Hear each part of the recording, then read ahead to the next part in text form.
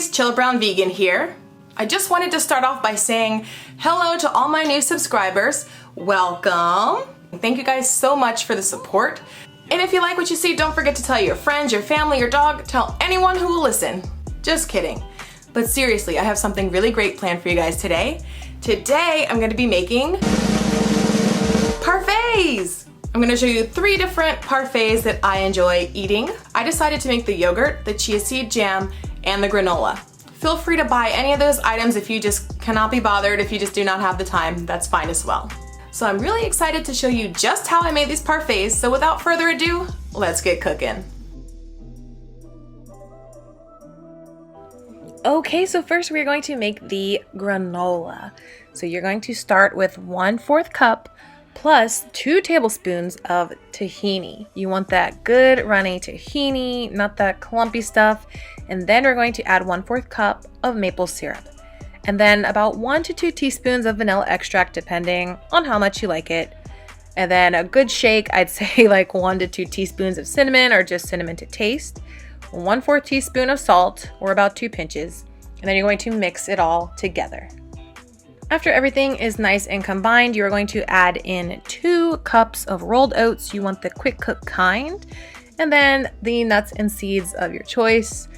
You can add dried fruits as well, which I did. I'm gonna have everything down in the description down below, so be sure to check that out. Once you've added everything in, go ahead and give it another mix until it's nice and combined. Then you're going to pour your soon-to-be granola onto a parchment paper-lined cookie sheet, and you're going to pack it in. Now here's the trick. If you like it to be tiny and flaky, you're gonna spread it out over the parchment paper. But if you like big chunks like I do, you're going to press it into itself. Make sure it's nice, compact, and firm like I'm doing here. You don't have to make it a perfect circle, but just pack it in. Once it is done baking, you will notice it is a bit brown around the edges, and that is okay. But you're going to just let it sit and cool completely before you start working with it. If you work with it when it's warm, it's just going to crumble and fall apart. So like I said, you want it to cool down completely, and then you can just break it up into chunks however you like so. Now this right here, to me, is the perfect granola. You got a little bit of everything in one nice large chunk. You can go ahead and set that aside, and let's move on to the yogurt. For the yogurt, you're going to need some unsweetened, unflavored, plain soy milk, as well as a starter culture. I'm using the Silk almond milk yogurt because it gives it a nice creamy texture. You're going to pour 4 cups of the milk into a pan, turn the heat to a medium heat. You are literally going to stand there and whisk it until it almost starts to boil. This should be anywhere between 10 to 15 minutes. Remember, we have it on a medium heat, not a high heat, not a low heat. And as you can see here, it is starting to get a little bit foamy, a little frothy. That means we are getting close. You're just going to stand there, whisk it, make sure that it doesn't stick or burn to the bottom. And then eventually you're going to see bubbles forming. You see in the corner, there's some bubbles. That's when you know it is pretty much ready. You do not want to bring it to a boil. But once you start seeing the bubbles on the surface, you can go ahead and turn off the heat, set it aside for about 35 to 45 minutes until it's about slightly warmer than room temperature. Basically, you want to be able to stick a finger or 2 in there without burning yourself, but it should still be warm. Anyway, now that it has cooled down, you're going to pour it through a sieve into a glass container. Why? Because there's something called soy skin, and you're going to collect it. You do not want that in your yogurt. You want to go ahead and get all of the liquid out, but that weird slimy substance that you can see right there. Some people can save it and make stuff out of it, but I'm just going to throw it away. And lastly, you can take your culture or your soy yogurt and go ahead and pour it into your slightly warmer than room temperature milk.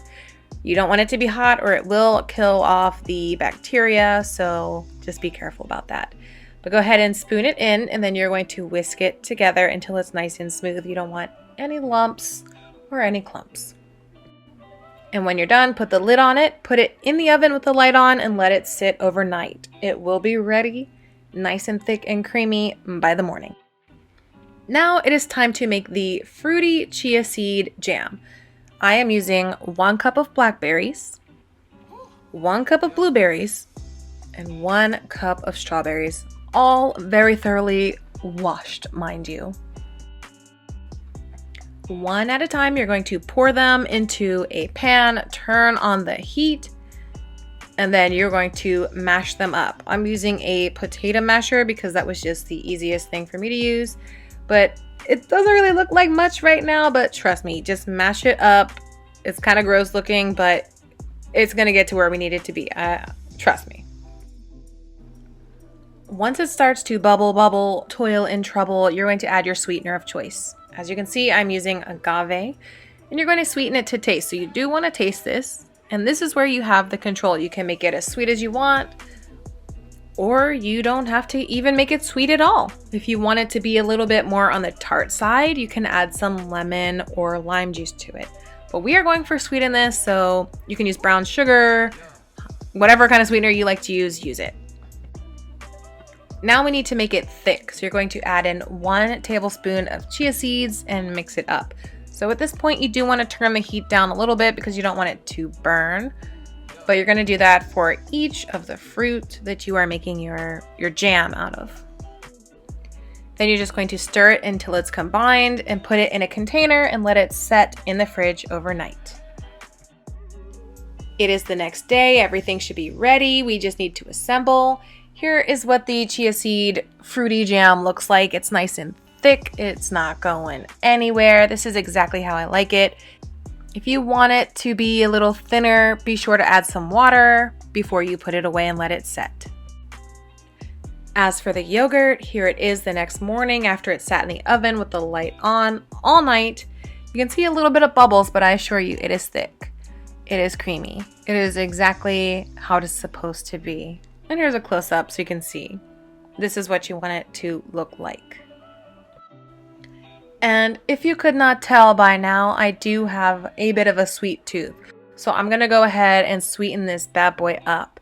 Now, if you don't want your yogurt to be sweet, by all means, let it be tart and tangy. That is fine, do you, but I cannot eat yogurt that way. It has to be sweet. So once again, I'm going in with the agave to taste, and I'm just gonna mix it up until it is nice and smooth.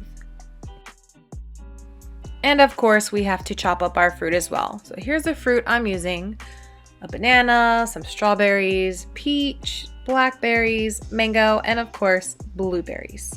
It is time to assemble the parfaits. While there is an art to assembling a parfait, of course you can do whatever order you choose, but what I like to do is I like to do the yogurt, the jam, some fruit, some granola, some more yogurt, and some fruit. But I will just let the video do the talking.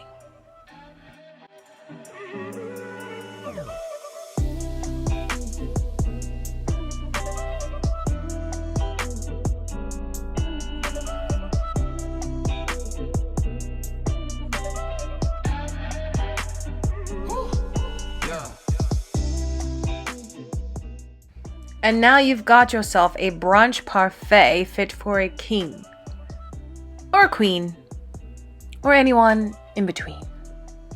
Enjoy. Here's the parfait.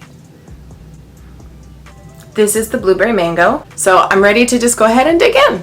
I'm gonna go all the way down to get everything on my spoon. A little bit of everything. I got the blueberry, the mango, the yogurt, granola, and the chia seed jam.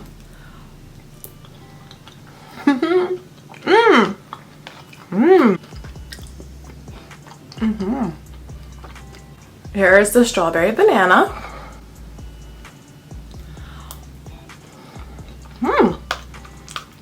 And here's the blackberry peach.